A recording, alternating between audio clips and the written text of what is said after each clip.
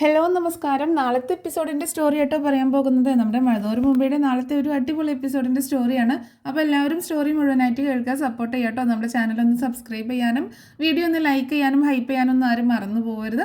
എന്നാൽ നേരെ സ്റ്റോറിയിലോട്ട് പോകാം. അങ്ങനെ അലീന നമ്മുടെ രേവതിക്കുട്ടിയുടെയും മാമച്ചാൻ്റെയും ഗ്രേസമ്മയുടെയും കൂടെയൊക്കെ പോകാൻ റെഡിയായിട്ട് ബാഗൊക്കെ പാക്ക് ചെയ്ത് വരുന്നുണ്ട് കേട്ടോ. അങ്ങനെ അവർ പുറത്തിറങ്ങുന്ന സമയം അത് നോക്കി നിൽക്കുകയാണ് വൈജയന്തിയും രോഹിത്തും ബബിതയും ഒക്കെ. എങ്ങനെയെങ്കിലും ഈ ശല്യം ഇവിടെ നിന്ന് പോയി കിട്ടുമല്ലോ, പിന്നെ ഇവിടെ പ്രശ്നങ്ങളൊന്നും ഇല്ലല്ലോ, പോയി കഴിഞ്ഞാൽ തിരിച്ചു വരാതിരിക്കാനുള്ള പണിയൊക്കെ എടുക്കാം എന്നുള്ളൊരു ഭാവത്തിലാണ് അവരെ നിൽക്കുന്നത്. അങ്ങനെ പുറത്തേക്ക് ഇറങ്ങുന്ന സമയത്ത് തന്നെ ബാലചന്ദ്രൻ കോളിംഗ് ബെല്ല് അടിക്കുന്നുണ്ട്.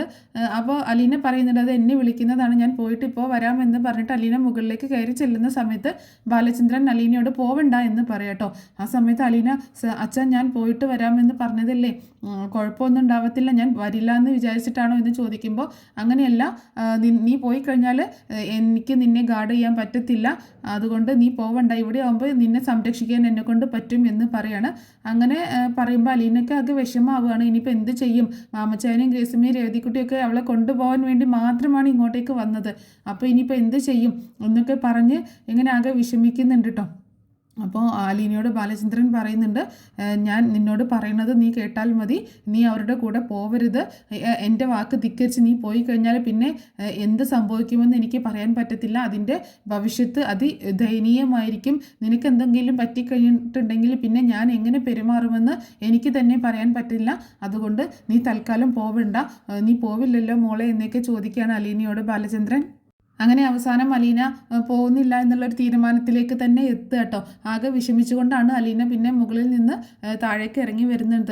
അതിനു മുന്നേ തന്നെ അലീന പറയുന്നുണ്ടായിരുന്നു, എന്നെ കൊണ്ടുപോകാൻ വേണ്ടി മാത്രമാണ് അവർ ഇത്രയും ദൂരം വണ്ടിയൊക്കെ ഓടിച്ച് വന്നത്, ഇനിയിപ്പോൾ ഞാൻ അവരോട് എന്ത് പറയും എന്ന് ചോദിക്കുമ്പോൾ നീ താഴേക്ക് ചെല്ല്, അവരെന്തെങ്കിലും ചോദിക്കുകയാണെങ്കിൽ ഞാൻ വരാൻ പറയാൻ, ഞാൻ വന്നേക്കാം എന്ന് പറയുന്നുണ്ട് കേട്ടോ.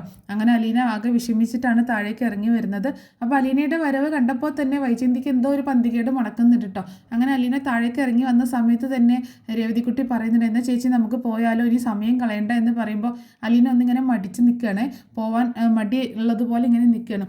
അപ്പോൾ വൈജ പറയുന്നുണ്ട്, ഇനിയും എന്താ ഇത്ര താമസം, ഒന്ന് ഇറങ്ങി തന്നാൽ അത്രയും നല്ലതായിരുന്നു, എങ്ങനെയെങ്കിലും ഇവിടെ നിന്ന് ഈ ശല്യം ഒന്ന് പോയി കിട്ടിയാൽ മതി എന്ന് പറയാണ് വൈജ. നേരം രേവതിക്കുട്ടി പറയുന്നുണ്ട്, ചേച്ചിയെ ഞങ്ങൾ കൊണ്ടുപോവാണല്ലോ, പിന്നെ എന്തിനാണ് ഇങ്ങനെ ഒച്ച വെക്കുന്നത്, ഞങ്ങൾ കൊണ്ടുപോവാണെന്ന് പറഞ്ഞില്ലേ എന്ന് പറയുമ്പോൾ കൊണ്ടുപോയി അധികം നാൾ കഴിയുമ്പോഴേക്ക് പഠിച്ചോളും എന്ന് പറയുമ്പോൾ എന്ത് പഠിക്കാനാണ്, ചേച്ചിയെ കൊണ്ടുപോയി കഴിഞ്ഞാൽ പഠിക്കാൻ പോകുന്നത് നിങ്ങളാണ് മാഡം എന്ന് പറയട്ടോ. നീ എന്നോട് തർക്കുത്തരം പറയാനും മാത്രം വളർന്നു, ഇവളുടെ കൂടെയായിരുന്നില്ലേ സഹവാസം, അതും ഓർഫനേജിൽ ആരോ പെറ്റ് ഇട്ട് കൊണ്ടുപോയ ഒരു സന്തതികളല്ലേ നിങ്ങളൊക്കെ, രണ്ടും കണക്കായിരിക്കും, ഇവളുടെ കൂടെ സഹവസിച്ച നീയും ഇതുപോലെ തന്നെയായിരിക്കും സ്വഭാവമൊക്കെ എന്ന് പറയുമ്പോൾ ഗ്രേസമ്മ ഇടപെടുന്നുണ്ട് കേട്ടോ. രേവതിക്കുട്ടിയെ കുറിച്ച് നിങ്ങൾക്ക് മോശം പറയാനോ എന്തെങ്കിലും തെറ്റായിട്ട് പറയാനോ ഒരു അവകാശവുമില്ല, അലീനയെക്കുറിച്ച് നിങ്ങൾക്ക് പറയാം, അവൾ നിങ്ങളുടെ വീട്ടിലാണ് താമസിക്കുന്നത്, പക്ഷേ രേവതിക്കുട്ടിയെ കുറിച്ച് എന്തെങ്കിലും പറഞ്ഞു കഴിഞ്ഞാൽ അത് ഞങ്ങൾ അനുവദിച്ച് തരത്തില്ല, അത് കേട്ടുകൊണ്ട് ഞങ്ങൾ നിൽക്കത്തില്ല എന്ന് പറയണേ ഗ്രേസമ്മ. ഞാനൊന്നും പറയുന്നില്ല, എന്നോട് തർക്കുത്തരം പറഞ്ഞുകൊണ്ട് ഞാൻ പറഞ്ഞേ ഉള്ളൂ എന്ന് പറയുമ്പോൾ നിങ്ങളും ഒരു അമ്മയല്ലേ, ഈ പ്രായത്തിലുള്ള മക്കളില്ലേ നിങ്ങൾക്ക്, എന്നിട്ടാണോ ഈ ചെറിയ പെൺകുട്ടികളോട് ഇങ്ങനെ പോരും വാശിയും കൊണ്ടൊക്കെ നിങ്ങൾ നിൽക്കുന്നത് എന്ന് ഗ്രേസമ്മ ചോദിക്കുമ്പോൾ എനിക്ക് എൻ്റെ മക്കളെ മാത്രം നോക്കിയാൽ മതി, മറ്റേ തെരുവിൽ നിന്ന് വലിഞ്ഞു കയറി വന്നവരുടെ കാര്യം അന്വേഷിക്കേണ്ട കാര്യമൊന്നുമില്ല, എനിക്ക് 3 മക്കളുണ്ട് എന്ന് പറയട്ടോ. നിങ്ങൾക്ക് 3 മക്കൾ മാത്രമേ ഉള്ളൂ എന്ന് ചോദിക്കുന്നുണ്ട് കേട്ടോ ഗ്രേസമ്മ. അത് കേട്ടപ്പോൾ നമ്മുടെ വൈജയന്തി ഒന്ന് ഞെട്ടുന്നുണ്ട്. അതെന്താ നിങ്ങൾ അങ്ങനെ ചോദിച്ചത്, അല്ല ഞാൻ ചോദിച്ചൂന്നേ ഉള്ളൂ, നിങ്ങൾക്ക് 3 മക്കൾ മാത്രമേ ഉള്ളൂ എന്ന് ഞാൻ ചോദിച്ചൂന്നേ ഉള്ളൂ എന്ന് പറയാട്ടോ. അത് കേട്ടപ്പോൾ അലീനയ്ക്കും ഒന്ന് വല്ലാതാവുന്നുണ്ട്, അലീനയും എന്താ ഇപ്പോൾ ഗ്രേസമ്മാൻ്റെ ഇങ്ങനെ പറയണമെന്ന് ചിന്തിക്കുന്നുണ്ട്. അപ്പോൾ മാമച്ചാൻ പറയുന്നുണ്ട്, എന്നാൽ ഇനി അധികം സംസാരിച്ച് സമയം കളയണ്ട, നമുക്ക് പോയാലോ, നമുക്ക് അത്രയും ദൂരത്ത് പോകാനുള്ളതല്ലേ, ഇറങ്ങാം എന്ന് പറയുമ്പോൾ ശരി നമുക്ക് ഇറങ്ങാം എന്ന് പറയട്ടോ.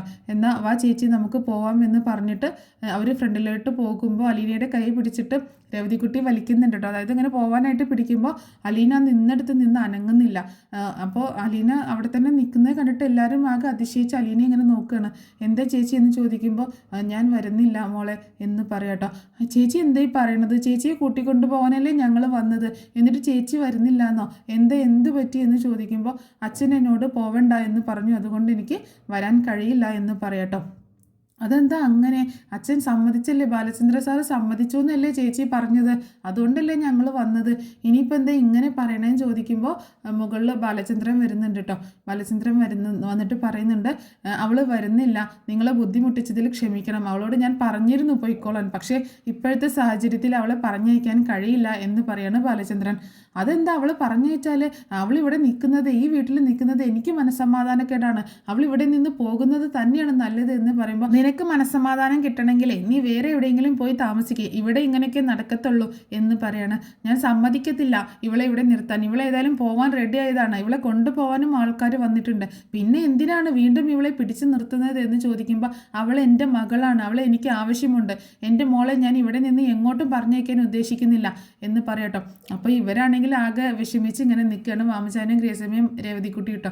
അപ്പോൾ ബാലചന്ദ്രൻ പറയുന്നുണ്ട് രേവതിക്കുട്ടിയോട്, മോളെ രേവതിക്കുട്ടി, നിന്റെ ചേച്ചി ഇപ്പോൾ വരുന്നില്ല എന്ന് കരുതി നിങ്ങളുടെ വീട്ടിലേക്ക് വരുന്നില്ല എന്നല്ല, ഒരു ദിവസം അവൾ വരും, ഞാൻ തന്നെ അവളെ കൊണ്ടുവരും, അതുകൊണ്ട് നിങ്ങളുടെ വീട്ടിലേക്ക് വരില്ല എന്നല്ല, പക്ഷേ ഇന്നത്തെ ഈ സാഹചര്യത്തിൽ അവളെ നിങ്ങളുടെ കൂടെ അയക്കാൻ എനിക്ക് ബുദ്ധിമുട്ടുണ്ട്, അതുകൊണ്ടാണ് ഞാൻ ഈ പറയുന്നത് എന്ന് പറയണം. അപ്പോൾ ഗ്രേസമ്മ പറയുന്നുണ്ട്, രേവതിക്കുട്ടിയോട് ഇങ്ങനെ പറഞ്ഞപ്പോൾ ബാലചന്ദ്രനോട് പറയുന്നുണ്ട്, നിങ്ങളുടെ വൈഫും നിങ്ങളും തമ്മിലുള്ള പ്രശ്നമൊക്കെ അവസാനിക്കില്ലേ, അലീന ഞങ്ങളുടെ കൂടെ വരുമ്പോൾ അതല്ലേ നല്ലത് എന്ന് പറയുമ്പോൾ ബാലചന്ദ്രൻ പറയുന്നുണ്ട്, ഞങ്ങൾ തമ്മിലുള്ള പ്രശ്നങ്ങളൊന്നും അവസാനിക്കരുത്, അതുകൊണ്ടാണ് ഞാൻ പറഞ്ഞയക്കാത്തത് എന്ന് തന്നെ പറയാട്ടോ. അപ്പം വൈജയ്ക്ക് വീണ്ടും ദേഷ്യം കൂടി വരികയാണ്. ഇത് ആരോടുള്ള വാശി തീർക്കണം, എന്നോടുള്ള വാശി തീർക്കുകയാണ്, ഇത് ഞാൻ അനുവദിച്ച് തരത്തില്ല, ഇന്ന് ഇവളെ ഇവിടെ നിന്ന് എന്തായാലും ഇവിടെ നിന്ന് പറഞ്ഞേക്കും, അതിനു മുന്നേ ഇവൾ ഇവിടെ നിന്ന് പോകുന്നതാണ് ഇവൾക്ക് നല്ലത്, അല്ലെങ്കിൽ എൻ്റെ ആങ്ങളമാരും ബന്ധുക്കളൊക്കെ വരുന്നുണ്ട്, അവരൊക്കെ കൂടി ഇവളെ ഇവിടെ നിന്ന് ആട്ടിയിറക്കുക തന്നെ ചെയ്യും, എന്തൊക്കെ വന്നാലും ഇവളെ ഇവിടെ നിന്ന് പറഞ്ഞേക്കും എന്നൊക്കെ ആക്രോശിക്കുമ്പോൾ, നിന്റെ ഈ വാശിയും വൈരാഗ്യമൊക്കെ മീനച്ചിലാറ്റിൽ കൊണ്ടുപോയി ഒഴുക്കി കളയുന്നതാണ് നല്ലത്, എൻ്റെ വീട്ടിൽ ഇതൊന്നും ചിലവാകത്തില്ല, നിന്റെ ആൾക്കാർ ഇങ്ങോട്ട് വരട്ടെ, ഞാൻ കാണിച്ചു കൊടുക്കുന്നുണ്ട് അവർക്ക് എന്ന് പറയാട്ടോ. അപ്പോൾ ഇവരുടെ ഈ വാശിയും വൈരാഗ്യമൊക്കെ ഇവരിങ്ങനെ കണ്ടുകൊണ്ട് നിൽക്കല്ലേ, മാമച്ചായനും ഗ്രേസമ്മയും രേവതിക്കുട്ടിയൊക്കെ എന്ത് പറയണമെന്നറിയാതെ ഇങ്ങനെ നിൽക്കട്ടോ. ആ സമയത്ത് ഗ്രേസമ്മ വന്നിട്ട് അലീനയോട് ചോദിക്കുന്നുണ്ട്, ബാലചന്ദ്രൻ സാർ അങ്ങനെ പറയുന്നുണ്ടെങ്കിലും നിനക്കൊരു തീരുമാനമില്ലേ അലീന, നിന്റെ കാര്യമല്ലേ ഇത്, നിനക്ക് തീരുമാനിച്ചുകൂടെ, നീ എന്താണ് തീരുമാനിക്കുന്നത്, ഇവിടെ നിൽക്കാനാണോ അതോ ഞങ്ങളുടെ കൂടെ വരുന്നില്ലേ, നിനക്കൊരു തീരുമാനം എടുത്തുകൂടെ ഇക്കാര്യത്തിൽ എന്ന് ചോദിക്കുമ്പോൾ അലീനയാണെങ്കിൽ ആകെ വിഷമിച്ച് വൈജിയും ബാലചന്ദ്രനെയൊക്കെ നോക്കുക കേട്ടോ. എന്നിട്ട് പറയുന്നുണ്ട്, സോറി ആൻറ്റി, എനിക്ക് വരാൻ പറ്റത്തില്ല, ഞാൻ വന്നാൽ ശരിയാവത്തില്ല, അച്ഛൻ പറയുന്നതിനപ്പുറത്തേക്ക് എനിക്കൊന്നും ചെയ്യാൻ പറ്റത്തില്ല എന്ന് പറയണം. അങ്ങനെ അലീന ബാഗ് എടുത്തുകൊണ്ട് റൂമിലേക്ക് തന്നെ പോകുമ്പോൾ വൈജ വീണ്ടും തടയട്ടെ, നിൽക്കടി അവിടെ, മര്യാദയ്ക്ക് ഇവരുടെ കൂടെ ഇറങ്ങി പൊക്കോളണം, ഇനി ഇവിടെ നിൽക്കരുത് എന്ന് പറയുമ്പോൾ അലീന പറയുന്നുണ്ട്, ഇല്ല ഞാൻ പോവത്തില്ല, എന്നോട് അച്ഛൻ പറയാതെ എനിക്ക് ഇവിടെ നിന്ന് എങ്ങോട്ടും പോകാൻ പറ്റത്തില്ല എന്ന് തന്നെ തറപ്പിച്ച് പറയാണ് അലീന. അങ്ങനെ ഇവനാണെങ്കിൽ ആകെ വിഷമിച്ച് വന്ന കാര്യമൊന്നും നടന്നില്ല, അലീനയെ കൂട്ടിക്കൊണ്ട് പോകാമെന്നോർത്ത് വന്നതല്ലേ. അപ്പോൾ ഗ്രേസമ്മയ്ക്കും കുറച്ച് ദേഷ്യമൊക്കെ വന്നിട്ടുണ്ട് കേട്ടോ. വാ രവതിക്കുട്ടി നമുക്ക് പോകാം, അലീന വരുന്നില്ല എന്നല്ലേ പറഞ്ഞത് എന്ന് പറയുന്നുണ്ട്. അങ്ങനെ മാമച്ചായനും രവതിക്കുട്ടിയും അലീനയും കൂടെ പുറത്തേക്ക് ഇറങ്ങുക കേട്ടോ. അങ്ങനെ അവർ കാറിൻ്റെ അടുത്തേക്ക് പോകുമ്പോൾ അലീന ബാഗ് റൂമിൽ കൊണ്ടുപോയി വെച്ചിട്ട് അലീനയും അവരുടെ പുറകെ ഇങ്ങനെ ചെല്ലുന്നുണ്ട് കേട്ടോ. അപ്പോൾ അലീനയാണെങ്കിൽ ആകെ വിഷമിച്ച് ഇങ്ങനെ നിൽക്കുകയാണ്. ഗ്രേസമ്മയ്ക്ക് ഇച്ചിരി ദേഷ്യമൊക്കെ വന്നിട്ടുണ്ട് കേട്ടോ അലീന വരാത്തത് കാരണം കേട്ടോ. എന്തൊക്കെ കാരണം കൊണ്ടാണെങ്കിലും അലീനയെ കൂട്ടിക്കൊണ്ടുപോകാനായിട്ട് ഇത്രയും ദൂരം വരെ വന്നതല്ലേ, എന്നിട്ട് അലീന വരാതിരിക്കുന്നത് കണ്ടപ്പോൾ ദേഷ്യം വരുന്നുണ്ട് കേട്ടോ. അലീന അടുത്തേക്ക് വന്നിട്ട് പറയണ്ട്, സോറി ആൻറ്റി, സോറി അങ്കിള്, എനിക്ക് വരാൻ പറ്റാത്തൊരു സാഹചര്യം ആയതുകൊണ്ടാണ്, അച്ഛൻ എന്നെ വിടുന്നില്ല, ഞാൻ എന്താ ചെയ്യേണ്ടതെന്ന് എനിക്കറിയില്ല എന്ന് പറയുമ്പോൾ, നിനക്കൊരു തീരുമാനം എടുത്തൂടെ മോളെ, നിനക്ക് പോരണം എന്നാണെങ്കിൽ നിനക്ക് തീരുമാനിച്ച് നിനക്ക് എങ്ങോട്ട് ഇറങ്ങി പോന്നൂടെ എന്ന് ചോദിക്കുമ്പോൾ, അതൊന്നും പറ്റത്തില്ല, ഞാൻ കാര്യങ്ങളൊക്കെ പിന്നീട് പറയുമ്പോൾ ഭയങ്കര പ്രോബ്ലമാണ്, അതുകൊണ്ട് ഞാൻ അങ്ങനെ ചെയ്തിട്ടുണ്ടെന്നുണ്ടെങ്കിൽ അച്ഛൻ എന്താ ചെയ്യാന്നുള്ളത് ഒരു ഉറപ്പും പറയാൻ പറ്റത്തില്ല, സാറ് അങ്ങനത്തെ ഒരു പ്രകൃതമാണ് ഇപ്പോഴത്തെ മാനസികാവസ്ഥ എന്ന് പറഞ്ഞിട്ടുണ്ടെങ്കിൽ അങ്ങനെയാണ് എന്ന് പറയാട്ടോ. അപ്പം എന്നാൽ ശരി ഞങ്ങൾ പോയേക്കാം, ഇനി നീ എപ്പോഴാണ് വരുന്നതെന്ന് വെച്ചാൽ നീ അങ്ങോട്ടേക്ക് വാ എന്ന് പറയുന്നുണ്ട്.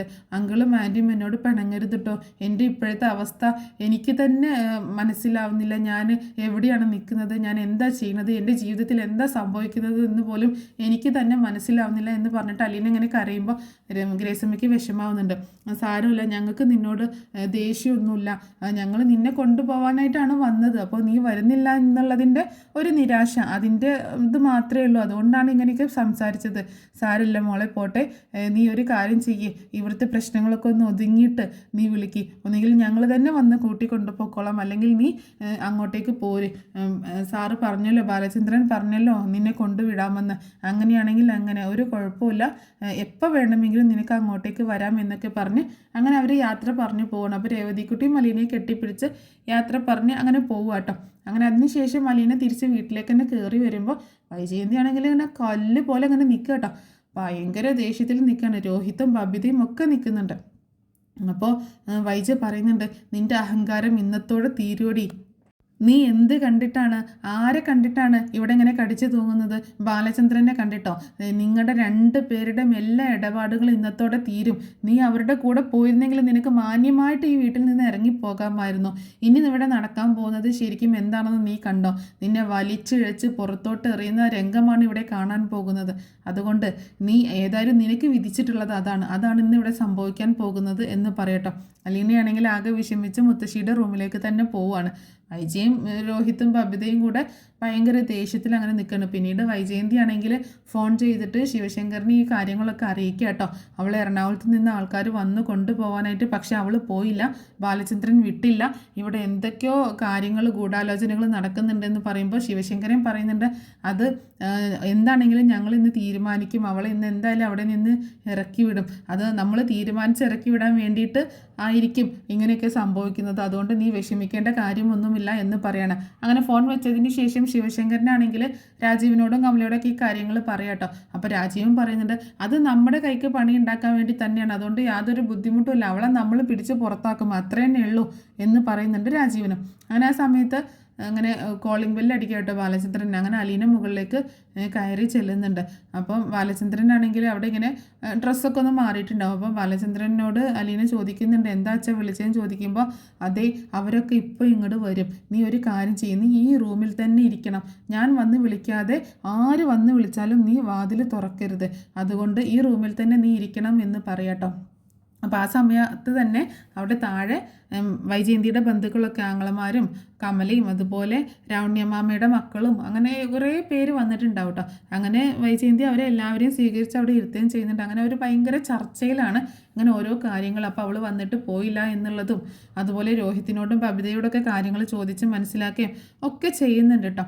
അപ്പോൾ ഇതൊക്കെ ഇങ്ങനെ പറയുമ്പോൾ കമല പറയുന്നുണ്ട്, അവളിവിടെ കടിച്ചു തൂങ്ങി നിൽക്കുകയാണ്, ഇവിടെ പുളിങ്കൊമ്പിൽ കയറി പിടിച്ചേക്കാണ്. അപ്പം കമലയ്ക്കാണെങ്കിലും മനുവിൻ്റെ തലേന്ന് ഒഴിഞ്ഞു പോകണമല്ലോ, അങ്ങനെ ഒരു കാര്യം കൂടി ഉണ്ട് കമലയ്ക്കും. അപ്പോൾ കമല പറയുന്നുണ്ട്, ഏത് നേരവും ബാലചന്ദ്രൻ ആ പെണ്ണിനെ മുകളിലോട്ട് വിളിക്കുന്നതാണ്, രാവെന്നോ പകലെന്നോ ഇല്ലാതെ, എന്താണ് ഇതിൻ്റെയൊക്കെ അർത്ഥം, ഏതെങ്കിലും വീട്ടിൽ നടക്കുമോ ഇത് എന്നൊക്കെ പറയുമ്പോൾ ഇങ്ങനെ മോശമായിട്ടാട്ടോ സംസാരിക്കുന്നത് അലീനയും ബാലചന്ദ്രനും തമ്മിലുള്ള ബന്ധത്തെക്കുറിച്ച്. അപ്പോൾ ഇതൊക്കെ കേൾക്കുമ്പോൾ കൂടിയിരിക്കുന്ന ആണുങ്ങൾക്കൊക്കെ ഭയങ്കര മോശമായിട്ട് തന്നെയാണ് തോന്നുന്നത്. അവരൊക്കെ പറയുന്നത് അങ്ങനെ ചെയ്യാൻ പാടില്ലല്ലോ, ഭാര്യയും മക്കളും ഉണ്ട് അയാളെ ശുശ്രൂഷിക്കാൻ, പക്ഷേ അയാൾ ഇങ്ങനെ ഒരു വേലക്കാരി പെണ്ണിനെ പുറകെ പോകേണ്ട യാതൊരു കാര്യവുമില്ല, അതുകൊണ്ട് ഈ കാര്യത്തിന് നമുക്കിങ്ങനെ ഒരു തീരുമാനം ഉണ്ടാക്കാം എന്നൊക്കെ പറയുമ്പോൾ ശിവശങ്കരൻ പറയുന്നുണ്ട്, നമ്മളിങ്ങനെ സംസാരിച്ചുകൊണ്ടിരുന്നിട്ട് യാതൊരു കാര്യവുമില്ല, അയാളെ വിളിക്കുക, ബാലചന്ദ്രനെ വിളിക്കുക, എന്നാലല്ലേ ഇതിനൊരു തീരുമാനമാകുള്ളൂ എന്ന് പറയുന്നുണ്ട് കേട്ടോ. അങ്ങനെ ആ സമയത്ത് രോഹിത്തിനോട് പറയുന്നുണ്ട്, പോയി അച്ഛനെ വിളിച്ചുകൊണ്ട് വാ എന്ന് പറയുമ്പോൾ, ഞാൻ പോവത്തില്ല എന്ന് പറയണേ രോഹിത്ത്. അതെന്താടാ നീ പോവാത്തത് എന്ന് ചോദിക്കുമ്പോൾ, ഞാൻ പോവത്തില്ല, അച്ഛൻ അവിടെ കിടന്ന് എന്തെങ്കിലും പറഞ്ഞാലേ എനിക്കും ഭയങ്കര ദേഷ്യം വരും, ബബിത നീ പോയി അച്ഛനെ വിളിച്ചുകൊണ്ട് വാ എന്ന് പറയണേ രോഹിത്ത് ബബിതയോട്. അപ്പോൾ എല്ലാവരും പറയുന്നുണ്ട് ബബിതയോട് പോയിട്ട് ബാലചന്ദ്രനെ വിളിച്ചുകൊണ്ട് വരാനായിട്ട് കേട്ടോ. അങ്ങനെ ബബിത വിളിക്കാനായിട്ട് പോകണം. അതേസമയം റൂമിൽ അലീനയും ബാലചന്ദ്രനും കൂടി ഇങ്ങനെ സംസാരിക്കുകയാണ്, നീ ആര് വിളിച്ചാലും വന്ന് വാതിൽ തുറക്കരുത്, ഞാൻ വന്ന് വിളിച്ചാൽ മാത്രമേ തുറക്കാൻ പാടുള്ളൂ, അവരെന്താണ് ചെയ്യാൻ പോകുന്നതെന്ന് എനിക്കറിയാം, ഞാൻ അതിനൊരു തീരുമാനം എടുത്തോളാം, നീ താഴേക്ക് ഇറങ്ങി വരിക, എന്തൊക്കെ ഒച്ചപ്പാടോ ബഹളം കേട്ടാലും താഴേക്ക് ഇറങ്ങി വരാനൊന്നും നിൽക്കരുത് എന്ന് പറയാട്ടോ. അങ്ങനെ ആ സമയത്താണ് ബബിത വന്ന് ഡോറിൽ മുട്ടുന്നത് കേട്ടോ. അച്ഛാ വാതിലൊന്ന് തുറന്നേ എന്ന് പറയുമ്പോൾ ബാലചന്ദ്രൻ അലീനോട് വീണ്ടും വാണിംഗ് കൊടുത്തിട്ട് വാതിൽ തുറക്കുകയാണ്. എന്താണെന്ന് ചോദിക്കുമ്പോൾ, ആ താഴെ അവരൊക്കെ വന്നിട്ടുണ്ട്, അച്ഛനെ അന്വേഷിക്കുന്നു എന്ന് പറയാണ്. ഞാൻ വന്നേക്കാം, നീ പൊക്കോ എന്ന് പറഞ്ഞിട്ട് ബബിതയെ പറഞ്ഞേക്കണേ. അല്ല അച്ഛനോട് ഇപ്പം തന്നെ വരാൻ പറഞ്ഞു എന്നാണ് അങ്കിള് പറഞ്ഞത് എന്ന് പറയുമ്പോൾ, ഇപ്പം തന്നെ എന്ന് പറഞ്ഞാൽ അവർ വിളിക്കുന്ന ആ സമയത്ത് തന്നെ ഞാൻ എഴുന്നള്ളണമെന്നുണ്ടോ, ഞാൻ വന്നേക്കാന്ന് പറഞ്ഞില്ലേ, നീ താഴേക്ക് ചെല്ല് എന്ന് പറഞ്ഞിട്ട് ബബിതയെ ചീത്ത പറഞ്ഞുകൊണ്ട് പറഞ്ഞേക്കാട്ടാ. അങ്ങനെ ബബിത താഴേക്ക് ഇറങ്ങി വരുന്നത് കണ്ടിട്ട് അവർ ചോദിക്കുന്നുണ്ട്, എന്തായി നീ വിളിച്ചില്ലേന്ന് ചോദിച്ചപ്പോൾ ആ വിളിച്ചു, എന്താ എന്നിട്ട് വരാത്തതെന്ന് ചോദിക്കുമ്പോൾ എന്നെ കുറേ വഴക്ക് പറഞ്ഞു ഇപ്പം തന്നെ എഴുന്നള്ളണമെന്നുണ്ടോ എന്നൊക്കെ ചോദിച്ചു. വന്നവർക്ക് എന്താ അവിടെ വെയിറ്റ് ചെയ്യാൻ പാടില്ലേ, എന്നോട് സംസാരിക്കണമെന്നുണ്ടെങ്കിൽ വെയിറ്റ് ചെയ്യണമെന്നൊക്കെ പറഞ്ഞു എന്ന് പറയണം ബബിത. അയാൾ വരട്ടെ, അയാൾ ഇച്ചിരി ജാട കാണിക്കുന്നതാണ്, ഞാൻ കാണിച്ചു കൊടുക്കുന്നുണ്ട് അയാൾക്ക് എന്നൊക്കെ പറഞ്ഞ് ദേഷ്യപ്പെട്ടിൽ തന്നെ നിൽക്കാണ് നമ്മുടെ ശിവശങ്കറിനും അതുപോലെ രാജീവും ഒക്കെ ഇട്ട്. അപ്പോൾ അവരോടൊക്കെ ഇങ്ങനെ മറ്റുള്ളവരോട് രാവണ്യമാമയുടെ മക്കളോടും അതുപോലെ കുറച്ച് വേറെ പുറത്തുനിന്നൊക്കെ ആൾക്കാരുണ്ടല്ലോ അവരോടൊക്കെ ഇങ്ങനെ സംസാരിക്കുന്നുണ്ട് എല്ലാ കാര്യങ്ങളും. അങ്ങനെ ആ സമയത്താണ് ബാലചന്ദ്രൻ താഴേക്ക് ഇറങ്ങി വരുന്നത്. ബാലചന്ദ്രൻ ഇറങ്ങി വരുന്ന സമയത്ത് ഇവരെല്ലാവരും കൂടെ ബാലചന്ദ്രനെ വളരെ രൂക്ഷമായി കൊണ്ട് നോക്കുക കേട്ടോ. അപ്പം ശിവശങ്കറിനും രാജീവും ഒന്നും ഇരിക്കുന്നിടത്ത് അനങ്ങുന്നൊന്നും എഴുന്നേക്കുന്നൊന്നുമില്ല. പക്ഷേ മറ്റുള്ളവരൊക്കെ ഒന്ന് എഴുന്നേക്കുന്നുണ്ട് കേട്ടോ. അപ്പോൾ ബാലചന്ദ്രൻ ഇറങ്ങി വരുമ്പോൾ എല്ലാവരും ഉണ്ടല്ലോ, ഇനി വിചാരണ ആരംഭിക്കാം അല്ലേ എന്ന് പറയുമ്പോൾ ശിവശങ്കരൻ എഴുന്നേറ്റ് വരുന്നുണ്ട് കേട്ടോ. താൻ എന്താ ബാലചന്ദ്രൻ ഇങ്ങനെയൊക്കെ സംസാരിക്കുന്നത്, വിചാരണ ആരംഭിക്കാനോ? നിങ്ങളെല്ലാവരും കൂടി എന്നെ വിചാരണ ചെയ്യാൻ വേണ്ടിയിട്ട് വന്നതല്ലേ, അതാണ് ഞാൻ പറഞ്ഞത് വിചാരണ ആരംഭിക്കാമെന്ന് പറയുമ്പോൾ രാജീവൻ പറയുന്നുണ്ട്, നീ അങ്ങനെ ഞങ്ങളെ കൊച്ചാക്കൊന്നും വേണ്ട, ഞങ്ങൾ ഈ കാര്യത്തിലൊരു തീരുമാനം എടുക്കാൻ വേണ്ടി തന്നെയാണ് ബാലചന്ദ്ര വന്നിട്ടുള്ളത്. അതുകൊണ്ട് ഇങ്ങനെ എന്നെ ഞങ്ങളെ കൊച്ചാക്കി സംസാരിക്കൊന്നും വേണ്ട എന്ന് പറയാട്ടോ. ഈ ഒരു വിഷയത്തെ ചെറുതാക്കൊന്നും വേണ്ട എന്ന് പറയുമ്പോൾ ബാലചന്ദ്രന് രാജീവിനോട് ഭയങ്കര ദേഷ്യം വരും കേട്ടോ.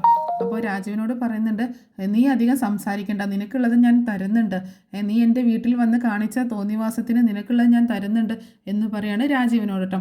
നീ എന്നെ എന്തോ ചെയ്യൂടാ, ഞാൻ എന്ത് ചെയ്തിട്ടാടാ, നീ അല്ലടാ ഇവിടെ തെമ്മാടിത്തരം കാണിക്കുന്നത്.